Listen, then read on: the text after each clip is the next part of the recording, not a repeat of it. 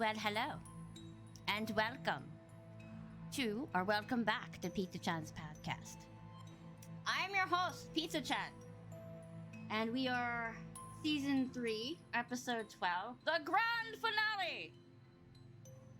One of the greatest episodes ever. We've had a lot of creme de la creme on this podcast. We've had a lot of interesting people, a lot of funny people, a lot of sarcastic people. But the guest we have today, this guest, is a powerhouse. The king of Resident Evil speedruns and the mega make your eyes bleed Resident Evil marathons and the endless small peen jokes. But he's awesome and amazing, and I'm completely humbled that he actually wanted to be on my podcast. So let us bring him on and get to know him and harass him. Yes? Yes? Okay. Hi, Matt. Hello. Okay, we're doing this now. Let's do this. Come on, let's go. Do this. So how are you? Doing good today, yes? Yes, I'm very well, thank you. How about you? I'm okay. It's kind of hot. I'm not digging the summer weather. It's very hot. Yeah, I'm It's kind of a always fall hot. kind of person. Yeah, same. I love a good autumn.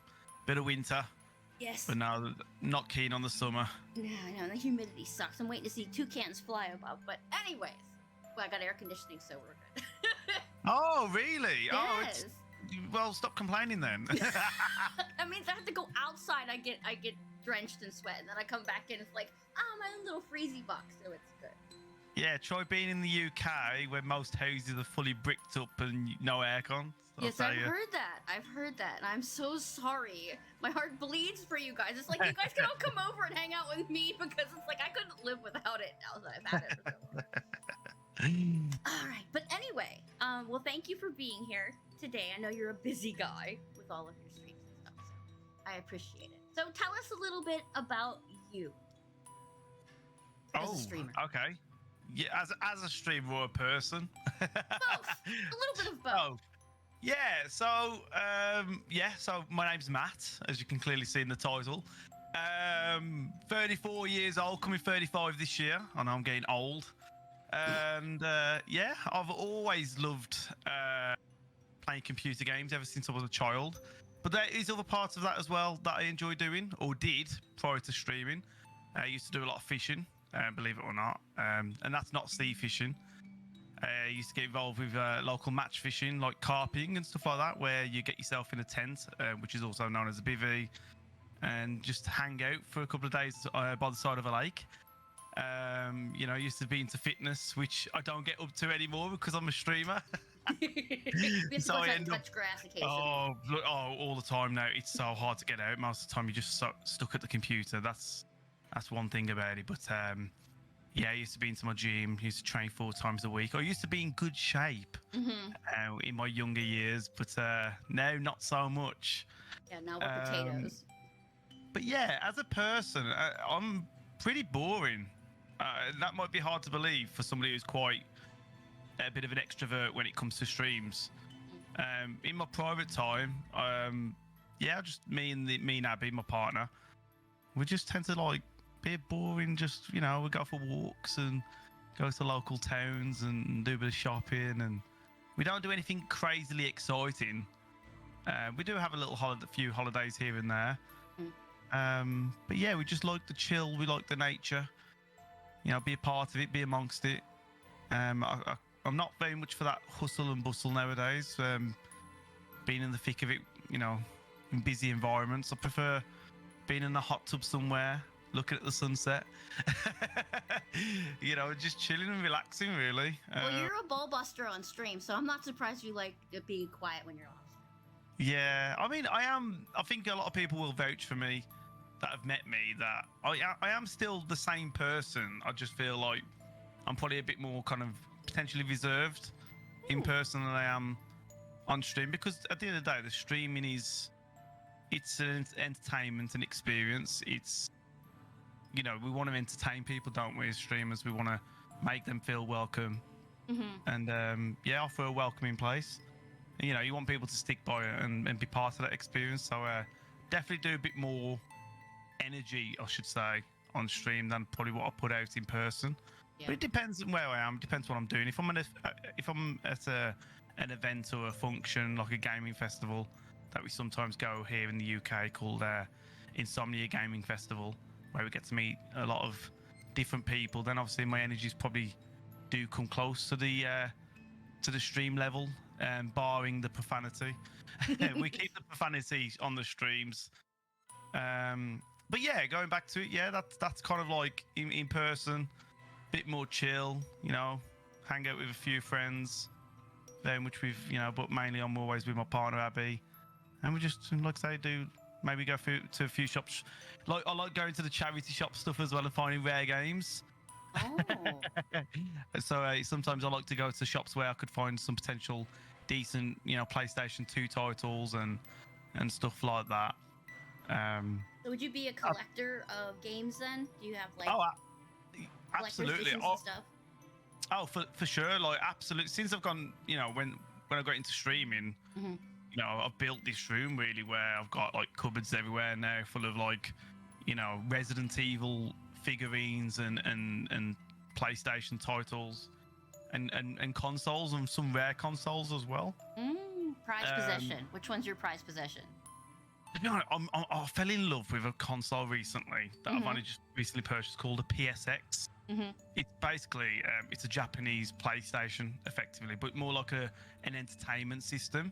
I'm not sure if you've ever seen one, but definitely worth a Google after this podcast. And yeah, I've got two of them now. Funny enough, but yeah, I got ones and play PlayStation 2 and 1 games, mainly Japanese, but you can soft mod it, and they just look beautiful as well. That's what I love about it. So those are my prized console possessions right now. Yeah, I've never heard of that, so I'm gonna have to look it up. Oh, yeah, definitely take a look at it. But look, I've got a load of games. I've been collecting like a lot of rare PS1 games. I'm trying to get my hands on a copy of Rule of Rose for PlayStation 2 at the moment. I actually have one of those. I'm very proud of it. Give it to me! No! I want it! No. I've been looking for a Parasite Eve, and it's like that's not over $100, and my eyes keep bleeding. It's like, no, I need this game. I'll swap you. I've got Parasite Eve. Dare to dream, right? Dare to dream. And I'll keep that. That's a really expensive copy here in the UK. Rule of Rose. I mean, you're looking at like there's a shop that sells it whenever it comes in stock for like £550. So just work that out in the dollars. Yeah, it's pretty crazy. But yeah, that's kind of what I've been doing. So in terms of going back to your question about like what do I get up to, my kind of interest off stream is like, so I used to like repair discs. So like sometimes like if I find some decent like copied some games that are like fully scratched, I used to like buy them and then repair them and then bring them back to life. And that's what I used to do all the time when I was younger. Is like repair old consoles and mod them and make them better. So I used to do like soldering and all that sort of gadgety stuff that I used to just like opening things up and fixing it or trying to work out how it works. So that's kind of something, yeah, that's something that I would kind of like do offline.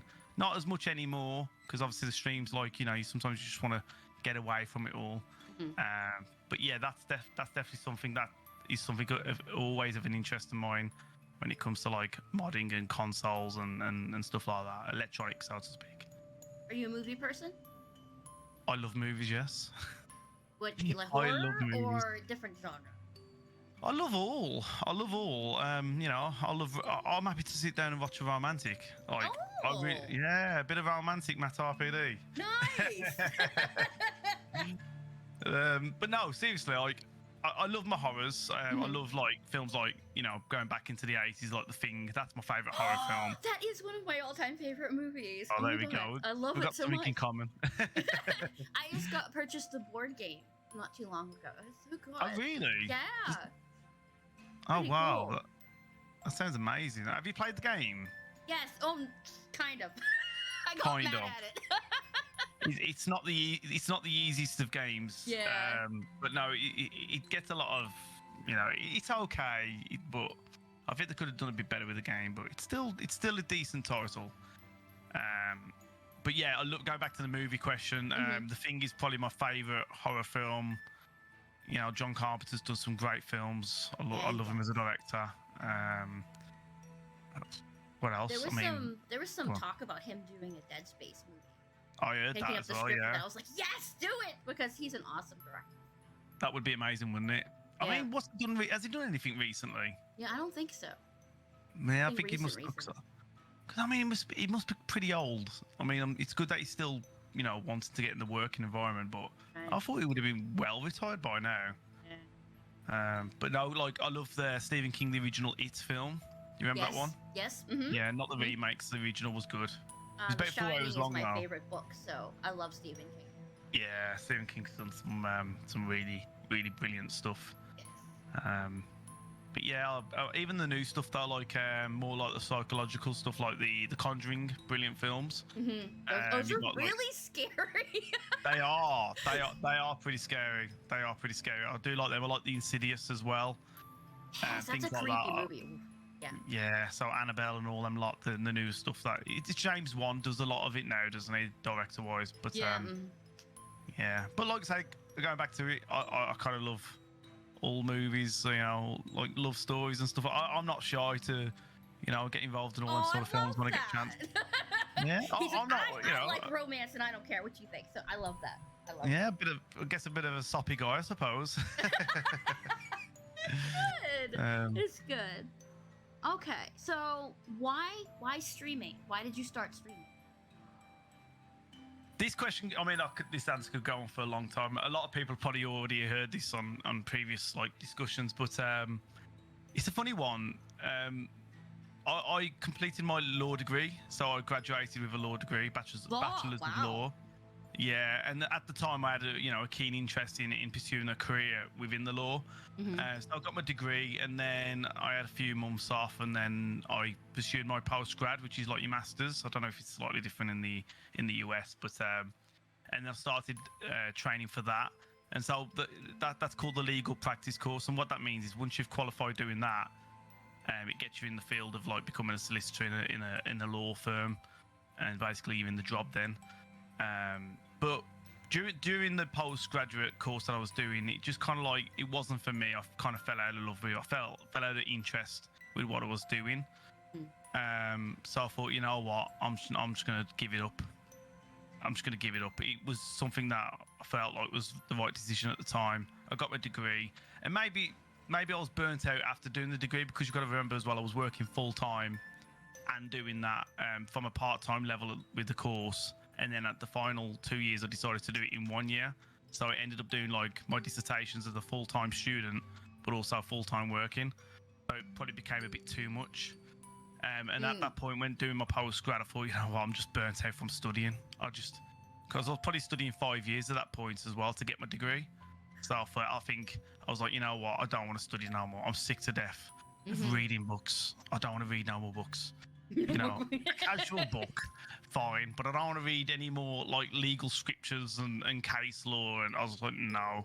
So, and there was some weird signs as well, like my car got smashed in and all this as well, like on a car park. And I felt like I was getting these small signs to say, Matt, like maybe it's like a universal, like there's a universal manifestation. Something was telling me, like, you know what, Matt, don't do this.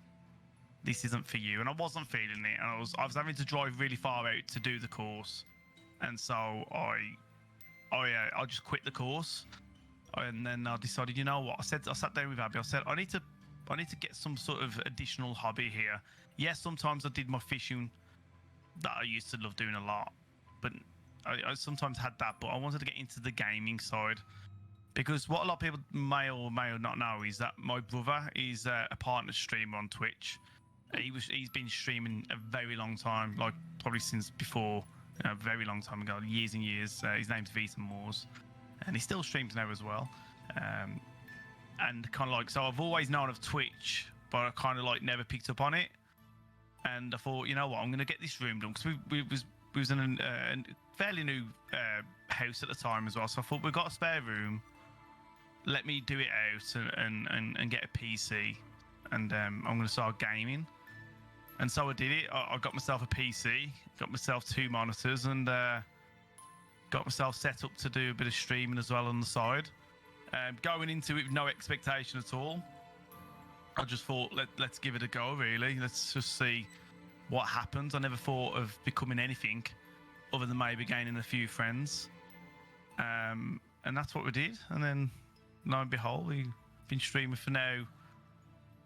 But look at you now! Fourth year. What's that? Yeah. See, now I'm doing it full time. That's got to be scary, though, doing streaming full time, because it's up and down, up and down. Nothing's ever the same. Oh yeah, you need to be like mentally strong to do streaming, in my opinion. I mean, I think if you go like part time or full time, you do have to kind of like be mentally sound. I'd say, mentally strong to be dealing with all the issues that come along with it. Really, like you might have an influx of viewers, and then another day you might have a really low turnout, and those sort of things get to you. Mm-hmm. Lesser followers or lesser subscribers. Lesser ad revenue opportunities or sponsorship opportunities. All these things can kind of like take and turn, and then you got to make sure that you're not comparing yourself to other streamers as well, and end up being in a bad mental state where like you're thinking, okay, why is that person doing as better than me? And because that used to happen to me. I can't sit here and just completely lie about that. You do get in a bad state, but you got to kind of move away from all that. Everyone's different. Everyone's got their own individual, wonderful personality, and all you can do is do your best. That's all you can do, isn't it? But yeah, going back to your question, is it scary? Yeah, it's weird because I've always worked for somebody. I've always been employed by a company, or local authority that I did, local government.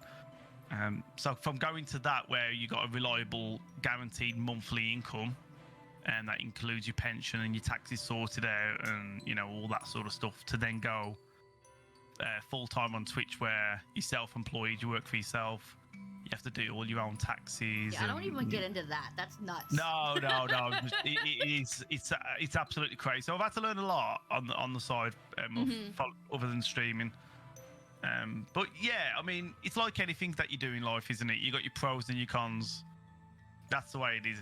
You got your positives of streaming, but you still got your negatives about it as well. And that's just that's part and parcel of what we all do in each other. I mean, I'm assuming your job, there's some things you like, and there's some things you probably don't like. Yes. Lots of them. Yeah. I am a bank teller, so. Oh, okay. Yeah. So I deal with lots of money that's not mine, and sometimes angry people who don't know what to do with their money. So yeah. Oh really? But usually this time of year we're kind of slow, so I sit and watch videos while I'm at work. My boss doesn't really care. As long as I help people, he really doesn't care. So that's kind of a good thing and a bad thing. Is some people, when they're bad day, they're nervous about getting loans or whatever, and they're just so strung out, and they're taking it out on you. And you have to look at them and go, it's not you personally that they hate, it's the loan. So yeah. Yeah, I can imagine that's pretty tough, yeah. Especially in today's climate as well, yeah, for sure. Yeah, it gets kind of heated. But yeah, there's pros and cons to everything. Yeah, for sure. So, the RPD brand. Tell me all about that. For my own name, it was something that I struggled with for quite a bit. In fact, what I failed to mention to you earlier is that I did have an old account where I did one stream like a month, like messing around on an old name after my postgrad. So I had an old name called, I think it's something like Unrighteous Matt. Unrighteous. Yeah, it was something on the side, but it was like I hardly streamed. It was different. It was a different life then, because when I was like studying for my normal law degree, I spent like just over a year living in a caravan to save up for a house deposit so I could buy a house. So we've lived in the slums to get what we need, or got what we wanted. And during that process, I connected up a cable to the house with the internet and did a few random streams from my laptop. And I did meet Tom Payno from Tom, I believe. I did meet Tom through that time. So yeah, good times. But yeah, go back to your question with the RPD brand. Yeah, it was something of a struggle, because when I knew I was going to do this and wanted to create the Twitch account and I was like, oh, what name do I have? What name can I have that's pretty decent? You know, because you see all these great names on Twitch, you're like, oh, I'm not keen on my name, but I wanted it to be right. And I was thinking as well, well, my name's Matt. Mm-hmm. And, you know, I like Resi. So, Mhm. like, MattRPD. I don't know who came out of it. It might be my brother, actually. I don't even know how the name came to be. But that's how the brand was to be anyway. So, just one day, I don't know the full story of it, to be honest, but it just must have been my brother mentioning it. So, oh, Matt, why don't you have MattRPD? It's a nice name. It's easy on the tongue. It was doesn't have Vita. 5,000 letters. Yeah. Oh, Emmy's just said in the chat it was Vita. He told me. So there you go. It was my brother.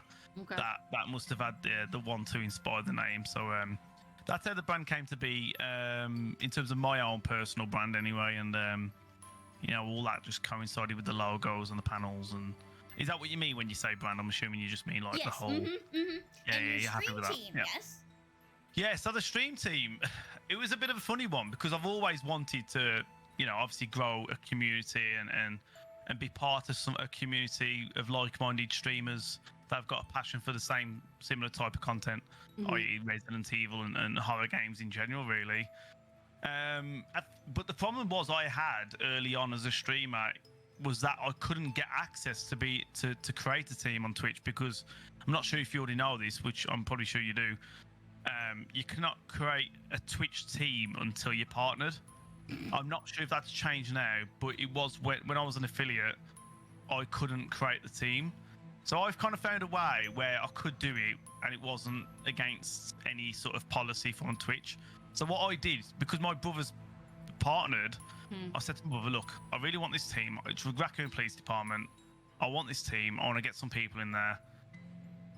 Can you create the team on my behalf? So basically he would create the team on his account and then just add me as a member and then transfer me the team, and that's allowed. Like, so I managed to get the team as an affiliate and lead it, and then following that, then we started to add people in the team that have, you know, friends with me and, you know, part of the same kind of like personality in terms of like, you know, honest integrity and all that, because that's what you want. You want some, you know, we want people in the team that share the same like same values. You know, are kind and sincere. We don't want just anybody to come in and then tarnish that. So yeah, I can't remember exactly when the team was created, come to it, but I'm going to say it was probably done. We're on 2023 now, so I'm going to say, I would say sometime 2020, 21 maybe. Yeah, for sure. And now we've got about 22 members, so we haven't like put it out for everybody. You know, we put a few application slots out and then people apply, but it's sometimes hard to you can't just, the problem is you don't want just everybody to join, because if you do, then it just loses its kind of community value. It's like that community engagement with each other. Like, we've got a Discord server now and people interact with each other daily, and we've got our own team chat where people communicate with each other, like, you know. And it's not just about like, oh, what you're doing today. It's more than that. It's about supporting team members when they're feeling down as well. Like, if they're down, maybe based on, you know, personal reasons, or if not, they're not bringing enough people in their own streams, or, you know, any suggestions or ideas of how to improve their own streams. And so we're trying to show support across the board, really, from all sides of all aspects. Sure, yeah. That's ridiculously wholesome. Yeah, like we try to be, but like, it's like anything, isn't it? You know, there's pros with that, but the negatives is that, like, when you got a team and there's members in there, you'll start to kind of feel some negatives to come from that. Like, you know, you might get some drama. Yeah. You know, Twitch drama is a real thing as well, so it's something that you just try your best. With that. Yes. Yeah, so you try and deal with it the best you can. You know, be transparent, be professional. And luckily, because I came from a working environment of 12 years service, where my last job, you kind of build up a rapport. You know what to do. You know how to deal with these situations. You know, you keep all evidence and you just use it when you can. And it's not the best part. That's the negative side of things when it comes to streaming. Is that's more than just a team. That's everywhere. Most people on Twitch have probably dealt with some sort of drama, for sure. Yeah. But yeah, like, and we're going to do more with the team stuff as well, actually, come to think of it. You know, we're going to start creating more events. We've got some relay races coming up So we're going to be rating each other in the team, which we're showcasing to the wider audiences. And yeah, The team is pretty of things amazing. to I think I prepare for. follow almost every single person. Yeah, they're good people. They're good people in the team. We've had to kick a few in the past, but that's just That's based just on rules and stuff yeah. and regulations and making sure we've got the right people in the team. But so I'm just having a sip on my tea there. But no, that's fine. like, That's fine. It's fine. But yeah, hopefully that answers you. But yeah, going back to the beginning, I wanted to create the stream team because I wanted to have friends I can associate with on a daily basis. Because sometimes streaming can be lonely. It can be a lonely place. People think it's not because you're on there, you talk to everybody all day, but it can be lonely. When you finish your stream, it's like, you got nobody to go back off. You can't bounce off everybody. Nobody wants to hear the crap that you're going through as well. Right. So you keep it within the team. Like if I'm feeling doubtful, yeah, sometimes I'm expressive and I'll talk about it on stream, but a lot of time it's probably best that I talk to it with the team and then they'll give me their suggestions or advice and so forth. So yeah. Anyway, I hope that answers your question on that one. Oh yes, that's great. You're just spilling all these answers out and they're perfect. Thank you. No worries. All right, so why Resident Evil of all things? It's your favorite, right? Because it's everybody's favorite. There's a lot of games I love. There's a lot of games I love. It's a weird one because even though I created the account with MattRPD first, straight away I wasn't even playing Resi when I first started on that account as a streamer. I was just messing around on like retro games, like Sega Mega Drive games, like Wonder Boy, Monster World, Flashback, Alone in the Dark. I'm sorry, Another World. Sorry, and just a lot of Sega titles, and just having a mess about really playing all these different games. But as a lot of people know, like if you start off as a variety streamer, it's hard. It's hard to get kind of like recognised. It's hard to be discovered sometimes unless you're just really good on the the social side, like the Twitters and all of that, and then getting involved with other streamers and collaborations and friends. So yeah, that's how I started, and then all of a sudden I just started doing it. But yeah, going back to it, so I keep going on to all the stuff. No. I'm the queen of getting distracted, so it's not. Yeah. But yeah, obviously, we're all fans of Resident Evil here, and I don't know. I mean, I started playing Resident Evil 1 when I was a kid, when it came out. I mean, I was born in 1988. Well, did it come out in 96 or not? It came in 96, but I think us in the UK probably started playing it in 97. So yeah, probably about 9 years old, I think, from memory. Oh, I don't even know. But all I remember is it was the best game I had graphically, and I'm going beyond Tomb Raider here. I really enjoyed the layout of Resident Evil 1. I was playing it. Me and my dad was taking in turns with the controller, and I remember one night. Everyone's heard this story, but I remember one night. It must have been about 1 a.m. We was on the bed. My mum was asleep on the bed, and me and my dad was just sitting there playing the game, and it was like I was shit scared. Like I ain't gonna lie, but it was like even today the nostalgia of that music kicking in when you open the door, and the door segments are so genius from Capcom because it's clearly a loading segment, but to have the door opening, not knowing what's going to be on this other side, that psychological what's going to be there, is going to be a zombie voice in front of me, how am I going to react, how am I going to engage with that situation? Phenomenal. And the music is just, it is, and the more I think of it, it is a great game, and look where we got to today because of it. So yeah, I've got a lot of memories. I've got a lot of fond memories with that game personally, because obviously it negates with the family and stuff like that, and being a kid and playing it and the impact. Like the first zombie turn, that's just like so iconic. When the zombie turns around and when you first engage and see one, and it's like, ooh. But yeah, there's so many great. I loved all the FMVs in that actually, like the dog and the hunter. The hunter one's brilliant as well. Oh, yeah, the dog's jumping in the windows. Yeah, Jack, yeah. And yeah, just fun memories. And I've played them all since then. But my favorite Resident Evil game is Resident Evil 2 Classic. That's absolutely the best. that's kind of when I, my dad probably wasn't interested or didn't have the time as much then to play. But it's kind of when I played it then, I led on it. It was me, it was my game. I sat there and I played it.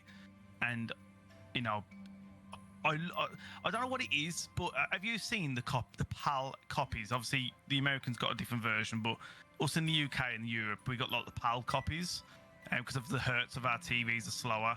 I think it's all due to electricity or whatnot. So what I loved about Resident Evil early on was the discs and the manuals and the books and the cases for the PlayStation 1 titles. It was so good. It's like going back to Resi 1. How brilliant is that disc? I love the white disc and I love the eye in the middle. I just think it's a beautiful disc and I like to look at it and think that's a goddamn good disc. When you look at all the PS1 titles, you look at that one thinking that's a good disc. But going to Resident Evil 2 and having the 2 discs and having those discs as well are phenomenal, like with the Leon on the front and the Claire on the other one. Absolutely fantastic, and that's why it's my favorite. Not because of the discs, by the way, but the whole how the story spreads between 2 discs, from like the A scenarios and the B scenarios, and how it all comes together, and the amount of content that you got as well. So you got like 4 playthroughs, and then you got the bonus stuff as well. You got the hunk and the tofu. You got all those segments coming together. And it just made it a brilliant game. And so, yeah, Resident Evil 2 will always be my favourite classic game. Well, favourite Resi game. I mean, yeah, I don't think I'll ever change it. I think it's because it holds the nostalgia to me as well. I was still a kid at that point when I was playing it in 98? But yeah, man, like, I can't really answer your question as to say why Resident Evil. I love, look, maybe transcends. Sorry, I'm saying that word wrong. Because I watched horror as a kid. Like, there was no, like, oh, you can't watch it till you're 18 in my house. Like, I spent a lot of time with my nan. So when mum was working, I stayed with my nan's. And my nan was like, yeah, man, just watch it. That's why it's probably one of my favourites, because I watched it on repeat. So as a kid, who watches it as a kid? Me. I did. Yeah, exactly. So, like, that's why we're all messed up now. Yes, exactly. When you watch Dawn of the Dead when you're 8, yeah, you got problems. Yeah. So I think that's why we really enjoyed the games. It's because, yes, it's scary, but I think we just appreciate the horror because of the things that we've watched. The only thing that scared me as a kid really badly, I had dreams for a while, was The Exorcist. Because as a kid watching that was pretty like, whoa. Yeah, I don't know if you ever watched, but yeah, The Exorcist was pretty intimidating. But yeah, and I think that's probably why I've got that real close connection to Resident Evil, because of the films and being allowed to watch the films as a child, which was probably not a great idea, but who cares, man? It's a film. Dude, your passionate rant just put me in the best mood, because I talk about Resident Evil like that and people just look at me like, what the hell are you talking about? It's like the music and everything gives me goosebumps. I love it so much. And another like, what are you talking about? It's just a game. It's like, get out of here. You're just not in my space. And like, look at the intro of Resi 1 as well, when it all starts, like, and you hear the voice and the helicopter and the scenes with the dogs outside. Yeah. Oh, that was brilliant. You thought you was in a film. Yeah. You genuinely thought you was in a film, but yeah, phenomenal. That's a good thing. All right, so when and why did you start speedrunning and mega marathons? Okay, I'll touch on the speedrunning first. Okay. As I said, when I started streaming, I wasn't sure what direction I was taking. I didn't know what I was doing. Yes, I had RPD in the name, but I didn't want to always play Resi. I didn't think to play Resi all the time at that point. I was always going to do a stream of Resi, but I was just finding my feet, trying to explore different games and see what works and whatnot. Because the reality is, I started streaming no expectation, but I still wanted to get a few people to tune in and watch. Stranger from the so outside. then I could, like, gain a few friends and so forth. Yo, Malio, thank you for the follow to Lizzie. He's got a nice little cheeky sub there. Yeah, look at that. Yeah. He loves to bestow me with gifts. Thank you, Mally, you sweet thing. Hey, only 16 away from 200 though. Go on then. He's a madman. Hey, you gotta throw it in there, make him think. Oh yeah, so eventually I saw Tom. As I said earlier, I'm not sure if you know Tom Pano. Tom Pano. You might have seen him on the channel a little bit. Yeah. He was speedrunning Resident Evil 2 remake, and I was like, oh, what's this all about? So I was, obviously I've knew him before my account. So I was watching him and I was talking to him about it. I was like, this is interesting. I think I could be good at this. I think I could be like, world record legend, one of the greatest speedrunners ever. And he laughed at me. And lo and behold, I became that for a brief moment. But no, he got me interested. It was his streaming of it that I thought, you know what, I want to get into speedrunning. This was going back probably like April 2020, I would say. And that's when I thought, you know what, I'm gonna get into Resident Evil 2 remake speedruns, and that's what I did. And most days, that's all I was doing. Like, I wasn't doing marathons, I wasn't doing variety. I was hard at speedrunning Resident Evil 2 remake from console.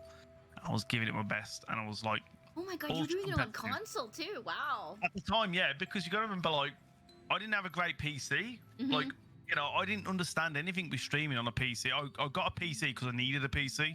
I got a gaming PC, but it wasn't like that great of a gaming PC. And when you take into all the factors from like, your OBS and all these different things that you need to run a stream, I didn't know any of that. Like, and obviously by the time you get onto if I tried to stream Resi 2 remake from PC at the time, it would have been a nightmare. I don't think I would have put on a quality show, and so because I had a capture card, it was just easy to put a console run of it on, and that's what I did. And me and Tom was on the console leaderboards, and we was just working our way up. And I remember the first challenge of trying to get below an hour with Claire.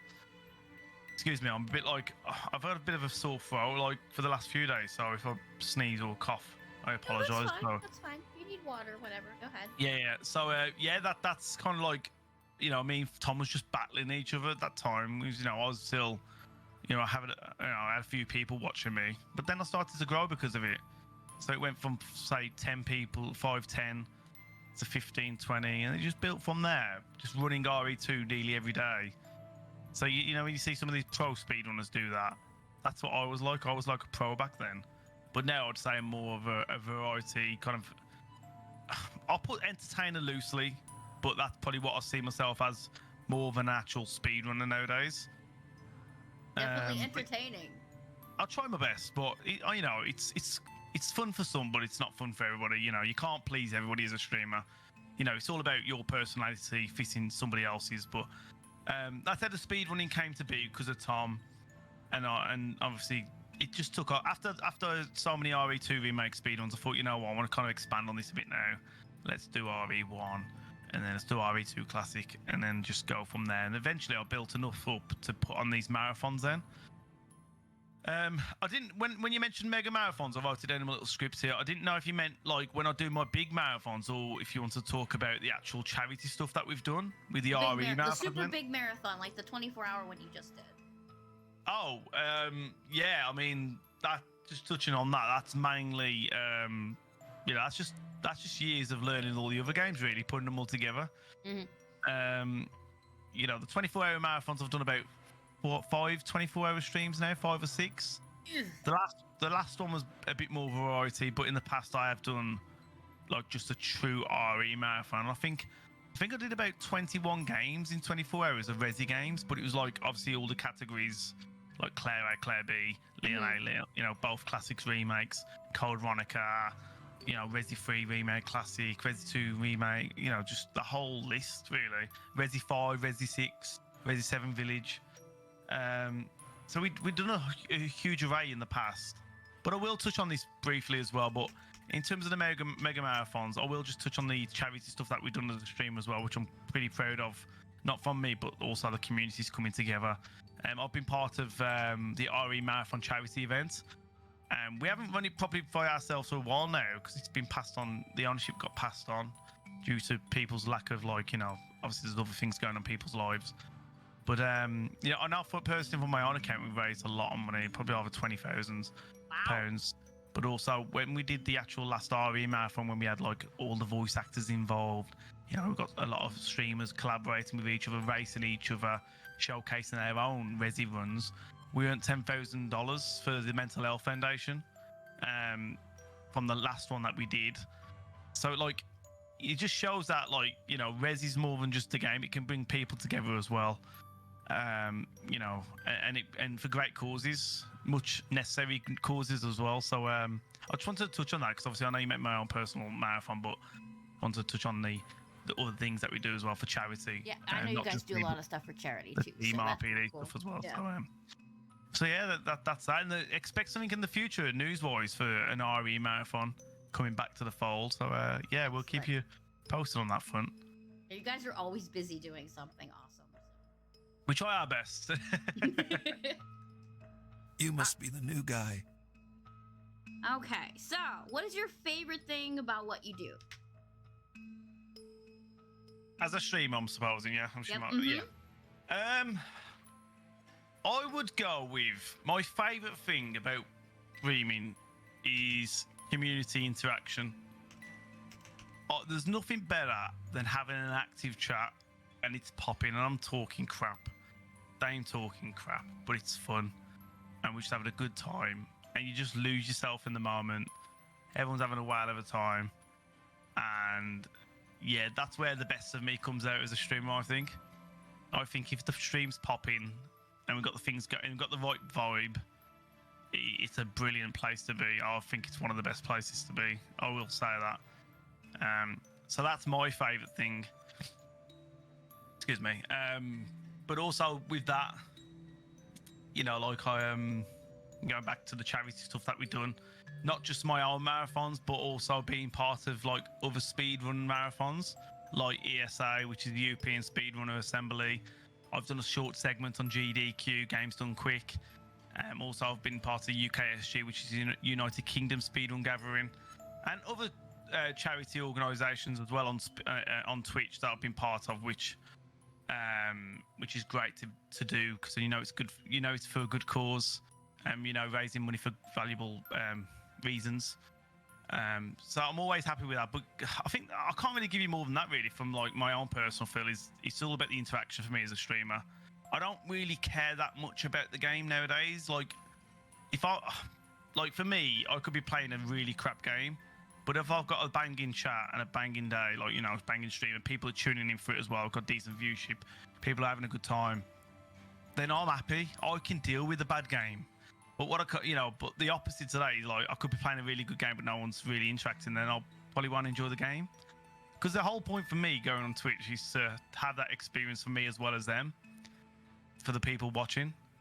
I don't want to be playing the game. I don't want to be playing the game just for me, really. I want to play for them, but I want them to, I want it to come back and forward, so to speak. So that's my favourite thing, absolutely.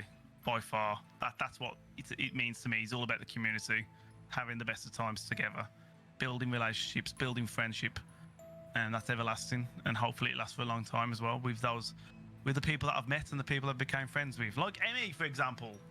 Like Emmy, and Dale and my partner Abby. We've just come back from Wales. Like, you know, I met Emmy through Twitch, so it just shows that like you can build friendships beyond, you know, and become closer. You can become friends and meet each other and stuff like that. So you know, it's unbelievable what you can achieve nowadays on the internet, which is crazy, isn't it? Yeah. But I'll go with that. I'm probably missing something on that question, but I'll probably try and touch back on it at the end of this podcast, and maybe I'll just think of some more stuff. Okay. So what keeps you going even on your worst days? So you probably will say community and your team, right? Yeah, for me, it's. I feel I work my ass off. Like, I'm gonna put it straight. Like, I've gone on streams on the worst of days, and like you see people all the time. I'm not gonna name. Obviously, I'm just gonna be generic here, but you see people, you hear people all the time. Like, oh, you know, I'm taking months off and all this, and you know, people ain't watching me and all this. Like, you got to think beyond that. People like that have got to think beyond that, because you're treating. There's people who rely on your streams. There's people that watch your streams. Yes, you have to take care of your own mental health. You have to look after yourself. But think about the people that are supporting you on a regular basis. And that's my main thing, is I have an obligation. That's it. I have an absolute obligation to people who support me on a regular basis. Like, I can't imagine just one day turning up like, I have to be honest and transparent. If I'm not going to be on stream, if I'm on annual leave or holiday, I'm on holiday, and people know about it based on Discord, Twitter, socials. People are going to know. Like, if there's an issue as to why I can't come on, people will be informed about it. Like anything, if you don't turn up to work tomorrow, you're going to let your employer know why you're not there, right? You're not just going to not turn up. They're going to know, they want to know what's going on. And I think that's important. Is like, yes, take care of yourself as a streamer. Can be lonely sometimes. But self-care, just make sure, you're doing things off stream. Try and get into fitness. I need to get into fitness. I'm not perfect. I know what I see. I know what I need to improve on myself. I need to get back in, in the training and just getting physically better, mentally better. Because once you do a bit of physical work, mentally you feel better about it, don't you? Like, that's what I always feel. Get out there and enjoy the decent weather as well, I suppose. But try and get out there, get as much fresh air as you can. Because, stuck in a room for 8 hours a day, minimum, next to PCs and monitors and lighting and cameras, can become a bit much. So yeah, going back, I have had some bad days, Lizzie. I ain't gonna lie. I'm honest and transparent about it. People know what I want to see in a stream, and I want people to stream regardless in a way of the games. I know it's hard to ask for that request. I mean, some games I can play is absolutely crap, but I feel like we've got a decent community that turn in regardless of the games, which I'm very happy about and very humble about, and I'm very, very appreciative about. And but I'm not always happy. I'm a hard pleaser. I want more. Like, as in, I want to grow. I'm ambitious now. I'm full time. I want to obviously, I want to reach the clouds. I want to go as far as I can take it. I put the work in, put the hard work in. Maybe I need a bit of luck on the side as well, just that bit of spark. I think we've got what it takes. I think I do believe. You have to be positive. You have to be confident now. You have to be like, I believe that my content has a place, even though I feel like the likes of Twitch and other platforms that don't allow it because it's 18 plus content mature. What's the point of having these mature filters if you can't showcase that sort of things? Why do they try and lock it down all the time? Let it out. Let the beast out. But honestly, I feel like there's a niche there. I've got a niche. I'm very, personable with people. I think, I'm interactive with individuals. Every individual that comes in, I want them to be told hello. Like, I want people to feel like welcomed. And I think everyone should do that, really. I think every stream should do that, if possible. Yes, your chat is like that. You come in, you get a welcome, and it's always some weird topic you're talking about too. So I always sit here and I come in and I say hi and I listen and I like do my bills or I write up my story or whatever I'm working on. I'm like, oh my god, this conversation is amazing.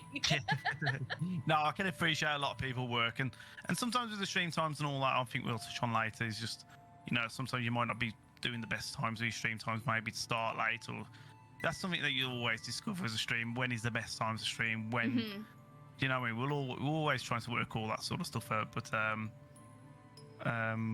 yeah, like, I think going back to your question about the worst stream days, I've had a lot of bad days, and people do hear it, and it's not great that I do that. That's a negative on my side, is that I express it verbally on Twitch sometimes, and that's a negative that I should probably hold back, but I can't, because emotions do take over. We all, none of us are perfect. I know that. I know my pros. I know my cons. Sometimes I know that I could probably deal with certain things offline, but sometimes I just let it out. And I think people get it, but some people probably be coming in for the first time, and it's not a great look for them, really. So you've always got to try and show a good positive image, I believe, just in case. You never know who's going to come in. You never know. Rainbows and sunshine all the time, though, Matt. But you're real about it, though. You're just like, no, I don't want to talk about this anymore. We're gonna go to this. So it's like, okay, he's done venting. He's fine now. It's good. Yeah. I'll get pissed off, and then I'll just like, yeah, okay, guys, moving on. Should we talk about? I love that. Blah blah blah blah. Profanity. Blah blah blah. Yeah, it's good. It's good. It's good to show that you're a real person and you're not like, I'm a fake robot. I'm super happy and positive all the time. Oh, I'm an NPC. Yeah, you're NPC of Twitch. No, you're very real and wholesome, surprisingly wholesome, and I'm liking it. Oh, bless you. Okay, what times of the day are you most productive in like creating your content before you stream? Oh, before stream. Mhm. I don't know. I always that's the thing because I've not done employment before. Mhm. But look, you never stop. You're always kind of like trying to improve something or always thinking of new ways to be better. I get up pretty early as a person. But sometimes like the problem I get nowadays quite a bit is that I get distracted quite easily on other things. Even before stream sometimes, where I'm like, oh, let's look at this or this, and Abby says, oh, can we look at booking Australia tickets? And so I'll go look at that, and then I've realised, I've got stream in half an hour. I'm like, I'm running late. I've got to prep and all of this, but I don't really have a time because I don't know when I'm best. Maybe like probably the evening when when I'm a bit hyped up. Like even though I wake up early, I think the evening, maybe after a stream, if it's been a really good stream, I'm probably like more able to work on things afterwards, just because I'm like, I can't wait for the next stream. I think if I do this, I can make that better, and people are like that new, I don't know, alert or whatnot. But I think if it's a really bad stream, I think I do hide in the shell sometimes. I've come off stream sometimes, and I'm thinking I'll just turn everything off, and I'm like, I don't want to be around this today. Because it does. The stream, my mood swings based on how my stream's performing. That's the truth. Going back to the other question. That's very everybody. That's every streamer though. You can get super hype and adrenaline rushed after a good stream, and after a bad one, you're like, oh shit. Yeah. Oh, and you put yourself in a corner. And you feel sorry for you. You think the world should feel sorry for you. You got a little rain cloud above your head and stuff. It's like, oh, I can't do this anymore. Yeah, then you can talk yourself out of it. Yeah, and even though like you could be going to a stream like thinking, oh, this is gonna be the best stream. Like you could be like really hyped. You might have some things in place, and it ends up being a disaster. Yeah. That's just part and parcel, I suppose. I think that the biggest thing I should have mentioned earlier was like expectation. Manage expectations, because if you think, it's going to be this and that, just don't try and go into no expectation, and then at least it doesn't hurt as much then.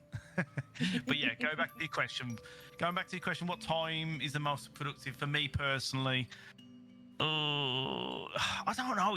Sometimes in the morning, if like Abby goes to work early, so it's like Abby works as a nurse, and if she's at work, she goes. She'll be in work really early, so I'll get up when she leaves. So I could be like awake at 6 a.m. work like on the PC by then. So I might get some stuff done then. And then like if she's not at work, then probably have a bit of a line with her, and then I'll probably have a stream and then do some afterwards. But probably most of the work is done prior to the stream, really. So I'll probably go before the stream. I don't know. I'm all over the place. How long is your prep time before you stream?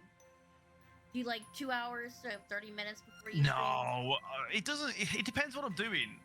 Honestly, it depends what I'm doing. Like if it's a console stream from like an old Sega Mega Drive console, I need to get that. Like I want to be prepping at least 40 minutes before the stream, 50 minutes, an hour, because I want to make sure that's all coming through properly. And even then, you can set it up all brilliantly, but by the time you actually live, you do it, then it doesn't work. So, it's right.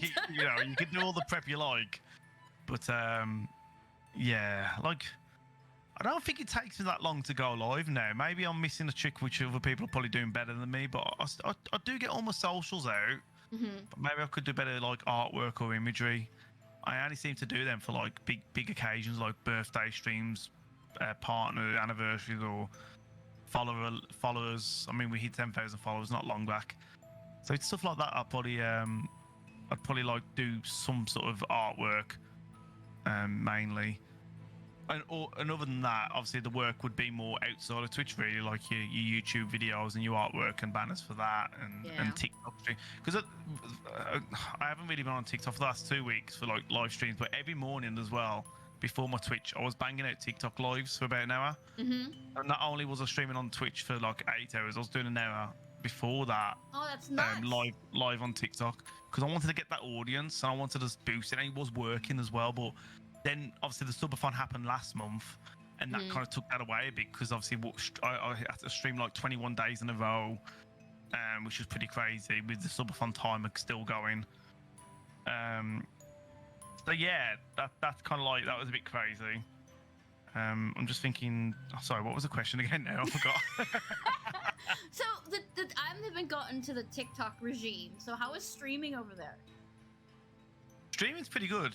Like the good thing about TikTok, I mean, like I say, pros and cons. The good thing is you can get a lot of traction very quickly. Mm-hmm. Depends what you're doing, and especially if you're doing it from the TikTok live studio, you could it could go up to 100 viewers within 20 seconds. It could just boost. You get the algorithm kicking, and people have you'll have that many people coming in and going. Let me give you an example. If you ever check your summary at the end of a Twitch stream, it says live views on the top right, where it says you might have had 200 people come in your channel or something like that. Mm-hmm. On TikTok, I was getting within 40 minutes, an hour, I put out 3,000 live views. Yikes! That's how much traction there is between people coming in and going. Because obviously a lot of people on the phone swiping on the lives and oh, look at all this, and some people stick around. They'll drop a follow, and that's another thing as well. Within an hour stream, I was probably getting 50 follows as well. That's pretty insane. Who's getting 50 follows on Twitch unless you're a massive streamer? Nobody. So yeah, definitely worth checking out TikTok if you get a chance. I'll definitely recommend it. Yeah. Okay, so this is the part where we can tear Twitch apart because I like asking this question. If you could change one thing about Twitch, what would it be and why? My opinion is going to be slightly controversial based on recent announcements, but it is definitely on a financial side of things in regards to their 70/30 contract. I think it needs to be more spread for everybody, because I'm not sure if you follow the news for this, so let me just touch on it. So yeah, for anyone that doesn't know, Twitch have announced how to achieve 70/30 income from tier 1 subs. So your tier 1 is a $5 sub, but to get it you need to have a regular concurrent 350 subscribers. Is it 350 or 250? No, it's 350. Yeah. Which is pretty. I'll never see that. I'm nowhere near it. There's a lot of people nowhere near it. I mean, unless you're the big streamers, it's literally 0.006%. Yeah. It's that small of a minority. But what people don't understand, which is extremely frustrating, is that the people that will hit it have already got the contracts anyway, because a lot of people are on the old contracts where they was getting 70/30 support income from tier 1 subs. So this literally benefits nobody. It hardly benefits anybody extra, because not many people are hitting it, only the big guys. So it's they're making it oh, this is a great thing because they've made it public, but in fact it's just a facade. It's a facade. It's an absolute nightmare. Let's get the bikini in the hot tub anyway. Wiki.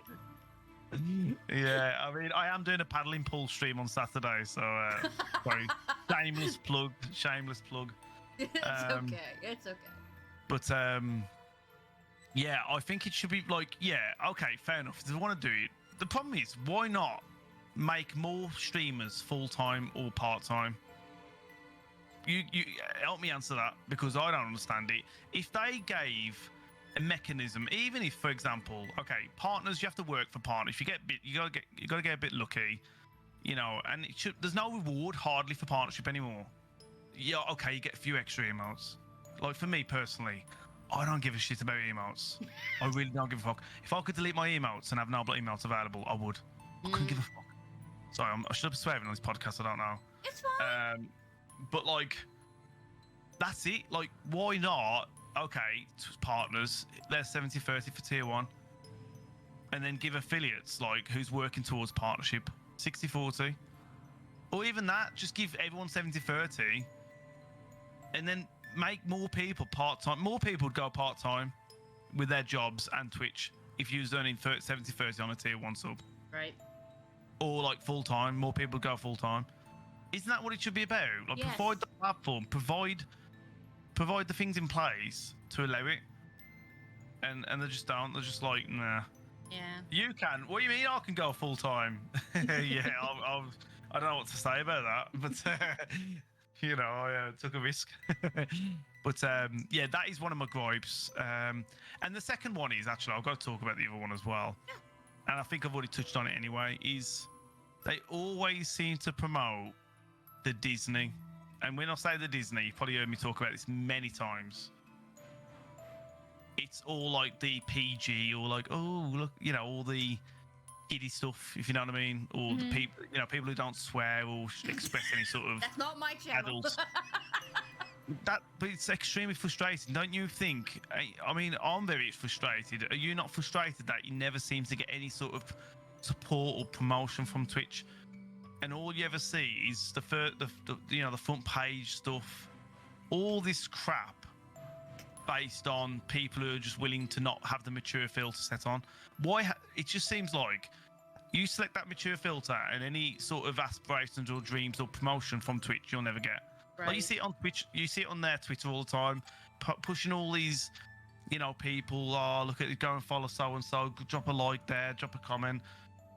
Like, but what about everyone else? The horror community hardly gets anything. You never see anything All promoted those games horror. have gore and swearing and boobs. I know, So it's like crap. you're done. with adults. With adults, Yes. why can't we? It's like this political spectrum as well. I mean, I don't talk politics on my own channel personally, but you get the liberals and the Republic. It's just stop being Disney and just allow everyone a fair shot at the. You know what I mean? Just give everyone a chance. So I get very emotional, get very angry about it, and you always hear me moaning about that. Yeah, No, I'm it always makes moaning. sense. Snake. And the new tags just made it worse. Yeah, it's absolutely. Oh yeah, I don't use them. At first I was, and then I was having no one tuning. I was like, yeah, forget you, Twitch. I'll just put it back to the mature.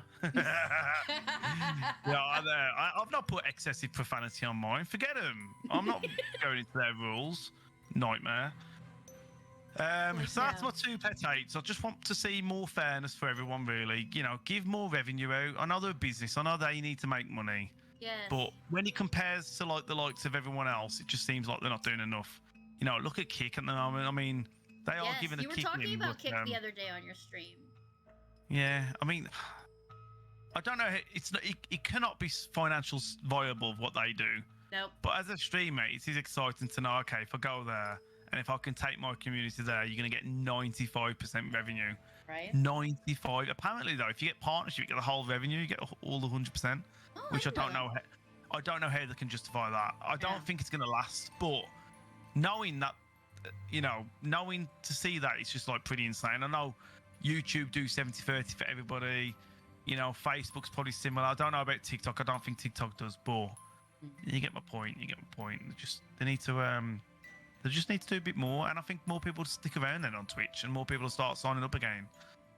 So there you go. Sorry about the moaning chat. Sorry guys, I apologise. No, the point is to rant. It's fine. It's fine. Wow, but yeah, I get you. Totally get you. And by the way, Jack, if front page is always cooking and music, listen to this one, right? You're gonna love this one, Jack. So, I managed a charity organisation asked me to do a stream, and they said, "Oh, we'll probably get you front page." I was like, "Okay," and I ended up getting front page, like mega front page, and I was playing Last of Us Part 2. Mm-hmm.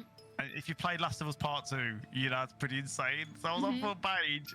Playing Last of Us Part 2. Oh no! Smashing the life out of everybody. Proper guns, gore.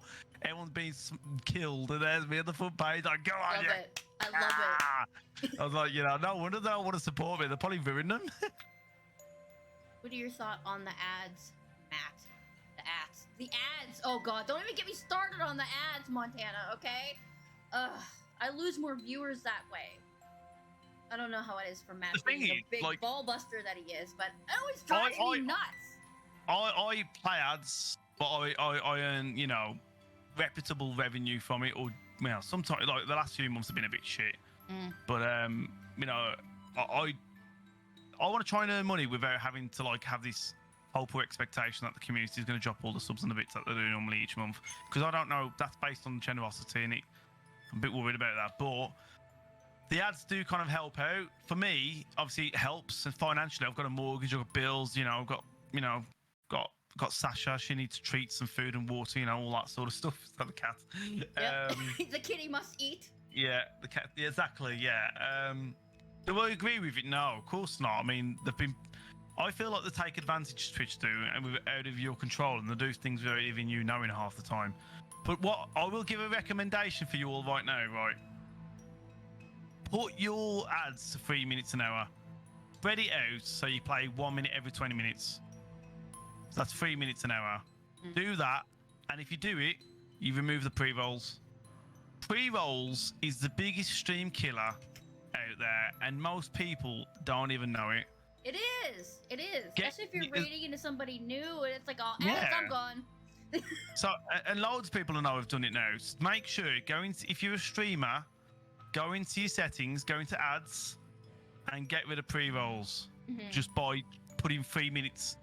Anything less than 3 minutes doesn't count. It doesn't remove for pre-rolls. 3 minutes and above. A stranger from the outside. Jesus Christ, Melly, stop it. Go on, Mally! Go on!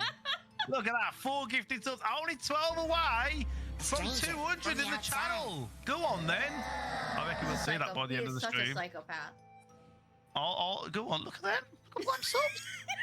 GG, you deserve it. Stranger go on, then. from the outside. So yeah, well, so everyone just take that into consideration. Disable your pre-rolls. And pre-rolls mean if you go into someone's channel and you hit with an ad before even seeing them, that's a pre-roll. Mid-rolls are the opposite to that, where you might be watching then an ad hits. That's a mid-roll. Hopefully that helps anybody. Stranger from the outside. Yeah, they drive me nuts. Yeah, but yeah, I play a lot of them ads, but it's a funny one. Like, you know, I put my ads to like 3 minutes an hour a couple of days last month or the month before, and I was having shit to turnouts. So I was like, oh fuck this, I put my ads back up.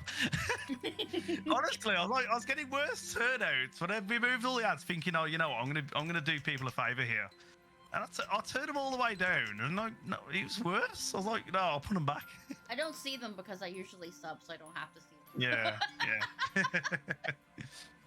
I do that with everything like Netflix and Hulu and stuff like that. It's like, I don't want to see ads, so I just turn them off. Yeah, I don't blame you. Okay, so what's the most important lesson you learned from being a content creator? Oh, it's such a good question. I think the best important lesson is try and avoid drama at all costs. I mean, I know we touched on this earlier. Yeah, and don't sleep on the floor, because when you sleep on the floor, it's very uncomfortable in a sleeping bag. So get yourself an airbed. No. Yeah, avoid any like unnecessary drama. I mean, I think once people get to know who you are and you start to grow, and you might get a few more people tuning in, you know, you start to make friends, and you know those friends fall out with somebody that you may know, and it goes full circle. So you could be friends with somebody, and somebody else you're friends with, and then them two fall out with each other, and then they come to you. It's like just tit for tat. Just don't get involved. Try and keep out of everything that you can. Keep your head down. Just keep doing your streams. Be proactive. Be humble. Work hard as work. Work your ass off if you want to make something of yourself on stream. That's a big piece, and I did that. I worked my ass off. Did. You know, I worked my ass off, guys. Now he has no butt. Literally. Yeah, I have no bum. Like, oh, but no.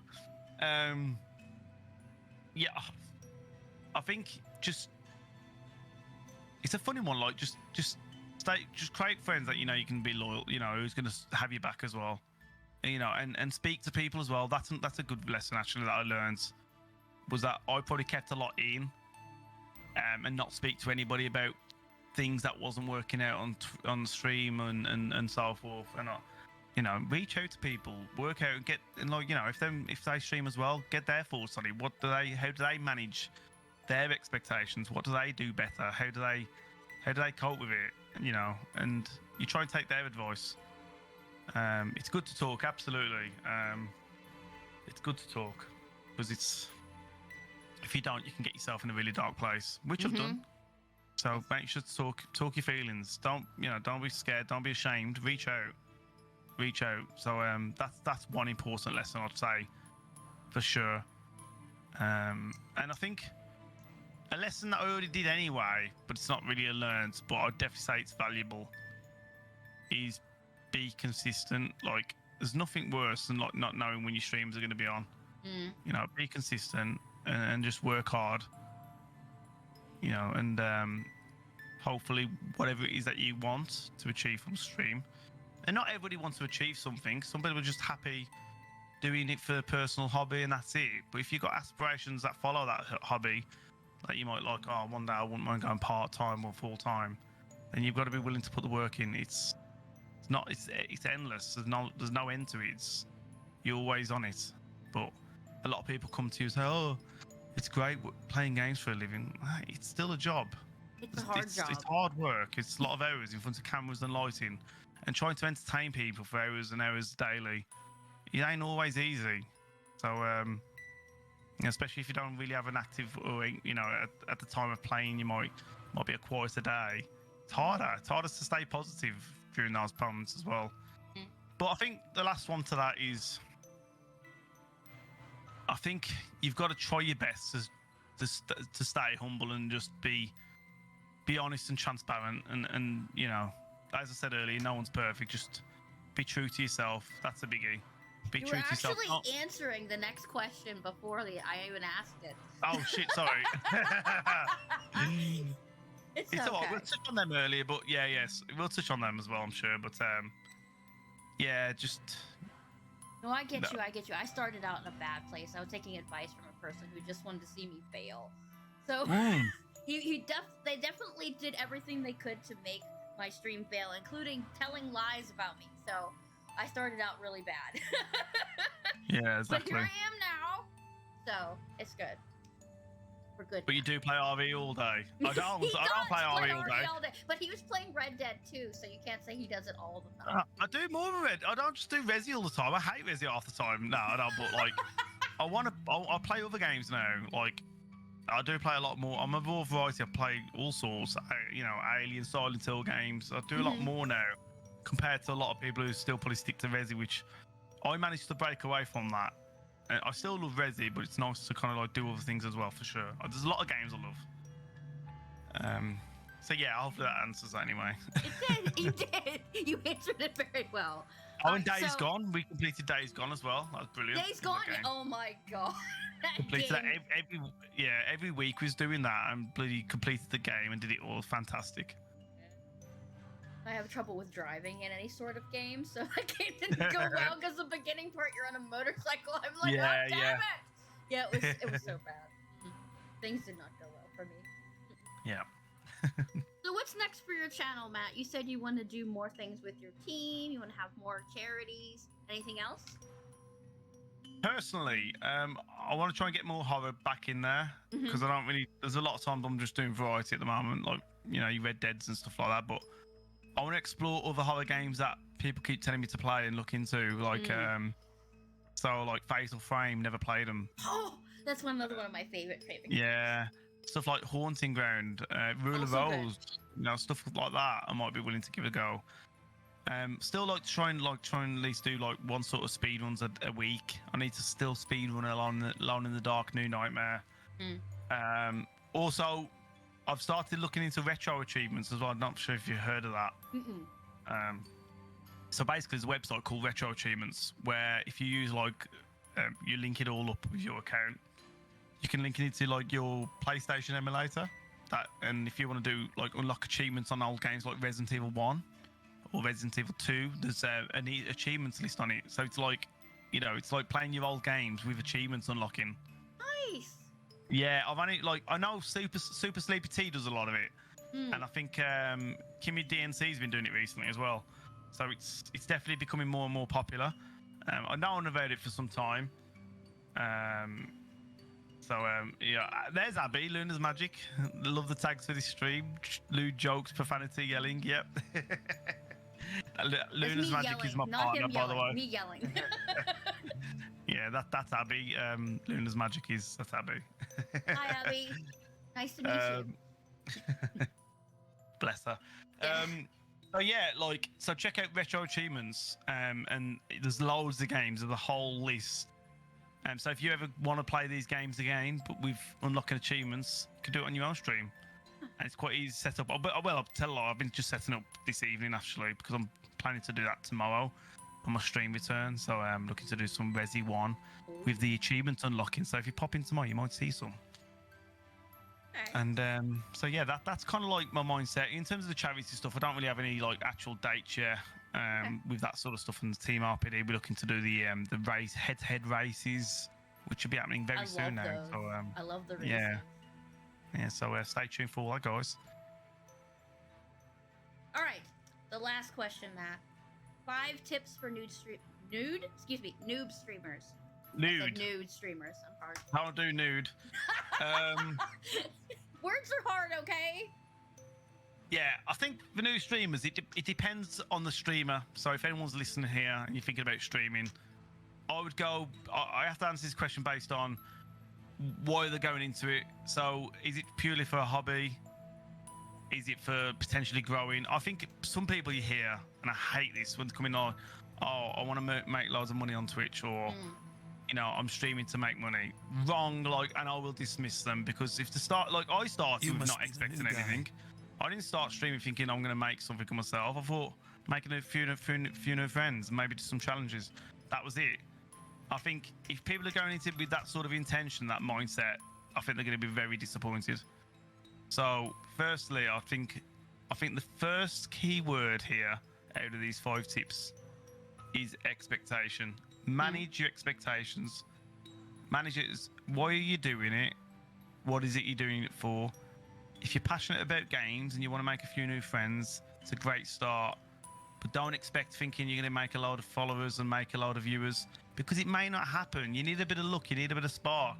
Not everybody has that personable. Everyone has a personality that matches somebody that you'll bring somebody. You know, everyone's got their own personality and it works for them.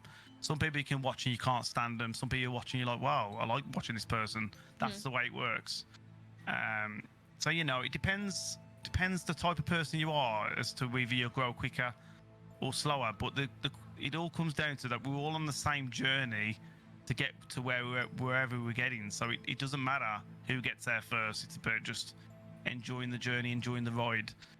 So expectations would be my first one. The second would be, if you're looking to grow, you're looking to make something, trying to get more people tuning in, definitely have a schedule, be consistent, be hard, you know, make people aware that you know you're going to be streaming on these days this week. You know, let them know. I mean, I normally have a calendar each month of the games I'm playing that month. I mean, I'm slightly behind on that at the moment. I thought I was a maniac. I was like, no, I want to play it this month. Okay, no, that's cool. So yeah, like for sure, have a schedule in place and just be consistent with it. You know, some days you might have to skip, but let people know that you can't stream today for whatever reasons. You know, and I think because you see it all the time, you like I said this earlier, people want to know when you're on. Like, you know, how can you expect people to support you regularly if you never know when that stream's going to be on? It's just not good, really. It's not good. So I treat it, when I say consistency, I think of when I worked in my office, in the office when I worked in my old job. You know, I'm going to be there on time. I'm going to be there daily unless I'm on annual leave or somehow I'm sick, which I never was sick of for 12 years. But yeah, treat it like that. Be organised, and that's what I did, and I think that might have helped along the way. So that's my second tip. Okay. My third one. Which one? The third one. I think you've got to express some sort of passion. No, I never had sick in 12 years. The only time was Jack. I swear to God, in 12 years, never had a day off sick there. You didn't get the COVID? I got the COVID. However, I worked it. So I was working the day I had COVID, but I tested it was showing negative, so I just assumed it was something else. I still went to work. I was absolutely dying. Managed to get home on the afternoon, and then I went to bed for an hour because I was dying. Got up, I went to McDonald's and bought some chicken nuggets, and then I went home then and I was okay. I don't the think next day I've I still introduced went in, myself yet. and I was still showing negative. It's only until the afternoon when I had a beep on my phone from the NHS app, NHS National Health Service, by the way, app. And they pinged me to say, okay, somebody's got COVID, and because of the wedding, I went to a wedding a few days before. Oh my. And I got it from a wedding party, so that was the first time I got COVID. And I worked it, but I had to work from home for the remaining days. I couldn't go out anywhere, but I still worked through COVID. Emmy will tell you, I even streamed. I had to skip the stream, and the next day I streamed Silent Hill 2, and I was dying. I swear, people know here. People vouch for me, guys. Vouch for me. I work like hell. He was like death. Yeah, I stream for anything. Honestly, I remember Scotsman knows. It was awful, but yeah. I mean, there's been some days where I've had a massive hangover and I've just called in, can I have an annual leave? But I've used annual leave, so I've never had a technical day off sick. So if I did feel maybe poorly, I've used my annual leave. So my holiday, basically. I think the other one, so my third tip would be like express some sort of passion. Like be passionate about your streams. Don't show some sort of form of energy or excitement and a want to be there. And I've people to see that, and yeah, people see that, and even if it's not a passion about the particular game you're playing, but just show a passion of wanting to be there, or you got a passion about other hobbies and passion to want to, like my passion is to interact. So when I've got a conversation going or conversations going, that's my passion right there. That's my favorite part of streaming. So for me, that's what I want. I want to be speaking to people. I want to have that great time. I want people to feel good about watching the stream, or that personal relationship that they get with me, and vice versa, really, from getting to know what they do for a living and their passions as well, and understanding what they like, their game choices. So that's my passion, is about engagement and getting involved, really. And so have your own passion. Like, you know, some people do art streams and stuff like that. If that's their passion, people, they're already showing and expressing their passion. It's probably not the greatest point, but you know, mentioned, but I think it's an honest one, isn't it? Really, I suppose. I don't know. Yeah, I should have probably felt for some better ones here, but consistency and passion, honestly. You need to be excited about playing something, because people know when you're bored. They absolutely will know. Oh yeah, if I'm bored, like I'll just turn it off now. Not always. Sometimes I try and work through it because I'm like determined, but yeah, I try and play games that people are gonna like, but sometimes it's not always the case. Another stream tip would be my tip, but I might be people probably would disagree or could do, is keep it simple starting, like in terms of overlays. Like because I see some they get really like scrappy and messy, and it's all over the place, and it's hard to look at.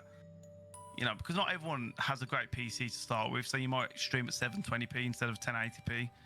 But when you see all these messy, scrappy overlays everywhere, I just feel like this is my personal touch, so it might not be a bad thing, but like for me, I like a clean look, if possible.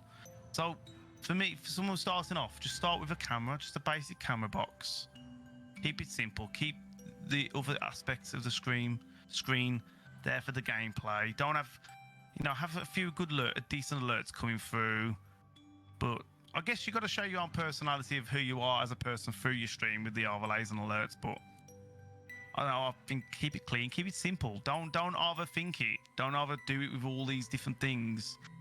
And get some panels as well. Like a lot of streamers don't have panels. Get them panels full. Get them filled out and whatnot, and crack on with that. Yeah. Yeah, do the panels. Get the fundamentals right. Get the basics. Takes a small amount of time. Get them right, because people either see them thinking, "Oh, I'll just get on stream." Yeah, streaming itself is important, but get all the little ones. Get yourself some socials going. Get your Twitters and stuff like that, and try and get yourself around and go from there. So I'll definitely say tech, but I'm not expecting everyone to say, okay, start with a big beast of a computer. Don't have a dual PC like MattRPD, but just get yourself just a tidy little setup. Just just have a play with it, really. And I don't even know how many tips I've done, but another tip would be, I'd definitely say like communication with others. Get yourself around other streams as well. I probably failed at this when I started streaming for a while. And I don't do myself many favors now, because obviously I only seem to watch streams in the morning before I actually go live. Then afterwards, I don't really want to be around after stream, because obviously I want to get off the computer then. But I definitely get get involved in communities that you'll games will take you. Don't self-promote in those streams, but get your name heard in there. Get talking to other members of their communities, and just get to know each other. And like, you know, a streamer might ask you one day, "Oh, do you stream?" And then you might say, "Yeah," or whatnot. Don't self-promote yourself in there. Don't go in there like, "Hi, I'm a streamer," or like the best one. Oh, I love this one, by the way. "Hi, I'm streaming right now at this link," and provide the link and stream at the same time. That's a good one. I like that one. People still do this? Fucking hell, I had it a couple of times.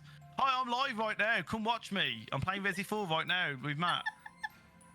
We had a few, yeah. And the fucking live as well. Like, literally, you go over there, sitting there like, "Hello." Why would you even? I don't even know. But no, like, definitely sell yourself as you know, as a streamer, like, as in get yourself out there, get your voice heard, get involved with other streams. Maybe try and get some collaboration as well. But I'm shit at collaborations. yeah, just do it. Well, you know what? There's nothing worse than asking. It's like the voice actors I've had on the channel. All I did is ask, Yeah. and I got them. Like, I you think know, that's if you don't amazing ask, that you guys had them on there. yeah. Well, that's it, isn't it? But like, because I've had them on the charity stuff, then eventually, because I'm in communication directly with a lot of them now, so like, I'll say, "Oh, do you want to come on my own channel?" And they'll come on. So, you know, it's building those links, building them friendships, getting involved in any aspect that you can, really. But yeah, I think the final tip is, if you want what you want, just go for it.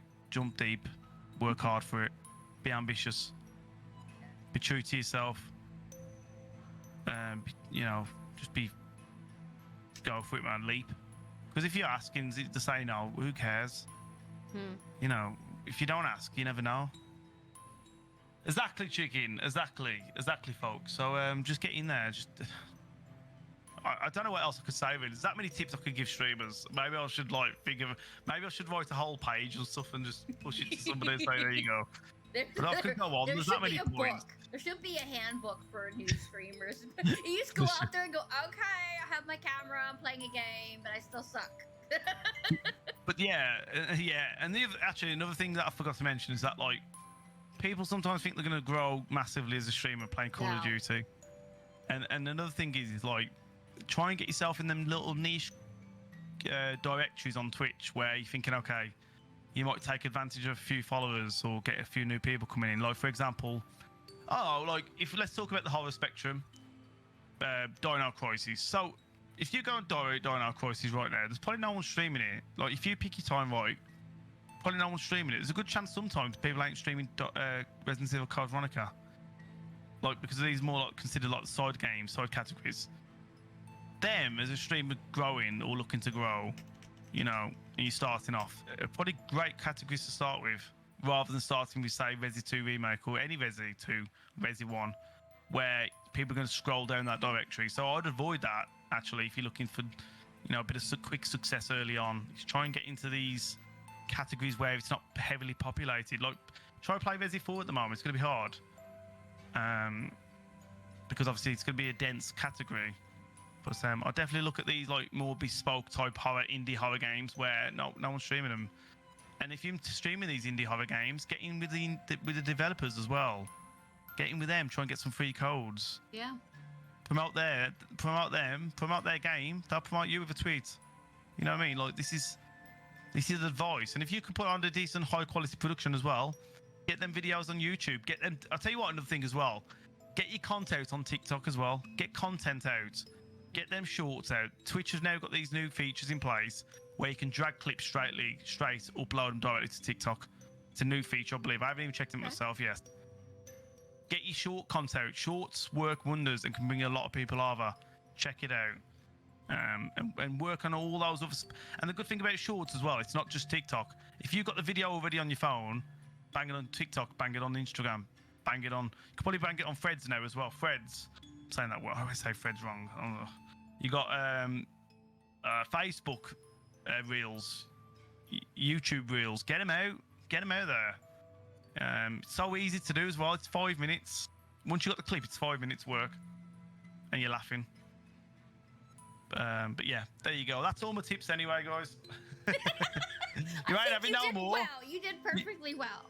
You ain't having no more, guys. You'll be I'll have to go part-time. No one streams Dino Crisis apart from Suki. Well, Mr. Saps, only because you never watch me, bro. All right? Did you play Dino Crisis, Matt? Play Dino Crisis all the time. I'm mega speedrunner on it. I've just got Mr. Saps trolling me. I remember that. Oh, my brain is pudding right now. I'm sorry. All right, that's all my questions. We actually went over for 5 minutes. Sorry.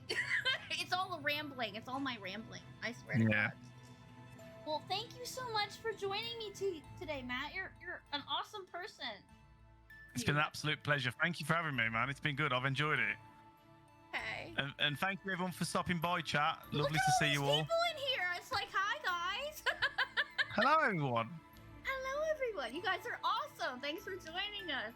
But you were my grand finale. You're closing out my season 3 favorite streamer series. So thank you very much. Oh, thank you guys. Appreciate the kind words. Much love to you. Make sure to drop Lizzie a follow as well, guys. No, you go follow Matt right now, or I'm gonna come and haunt you. Okay? Go and follow each other. Everyone follow each other. Yeah, just follow each other. Go follow Matt because he's amazing, has great content, super cool runs. But yeah, or my mods are. It work. Hey, and can do my own shout outs. I love it. All right, well, thank you again, Matt. You can hop off if you want. I know you've had a long, busy day, but I do thank you so much for joining me. You're amazing. Oh, bless you. Have a good day. You too. Lizzie, I'll speak to you soon. And take care, chat. Bye, everyone. Bye. Bye. Bye. Now that was an excellent end to a 3-season podcast. Thank you, everybody, for joining me today. You all are freaking amazing. And thank you for all the follows and the gift subs. Wow, that I feel kind of sad that I'm not gonna be doing interviews. Well, the favorite streamer series anymore. But that doesn't mean I'm gonna stop doing podcasts. We're gonna be having a new podcast pop up.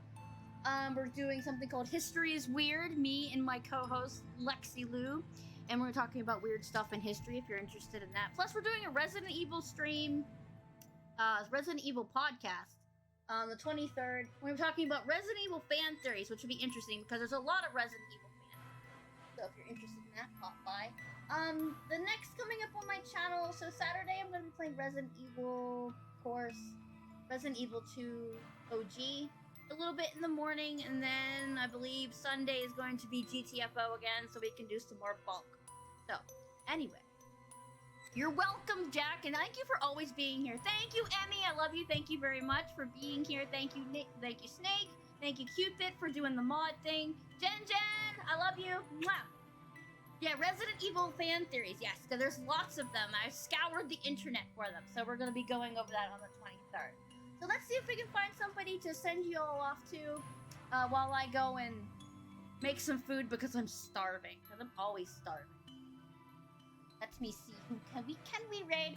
Gray is back! Gray is back after a long hiatus. We're gonna go say hi to Gray because Gray is playing Hunt right now. Where is he? There he is. We're gonna go raid him and scare the crap out of him. He's playing with his friend. I can't remember which one he's playing with. But go over and give him a big hi, hello, because he's an amazing streamer. Very funny Irishman. I love him. Anyway, thank you all for joining me today. I love you all. And this podcast will be up on my YouTube in a little bit after I edit it. Take care of yourselves. Remember to hydrate and eat a piece of pizza for me because I don't have any. Love y'all. Bye-bye.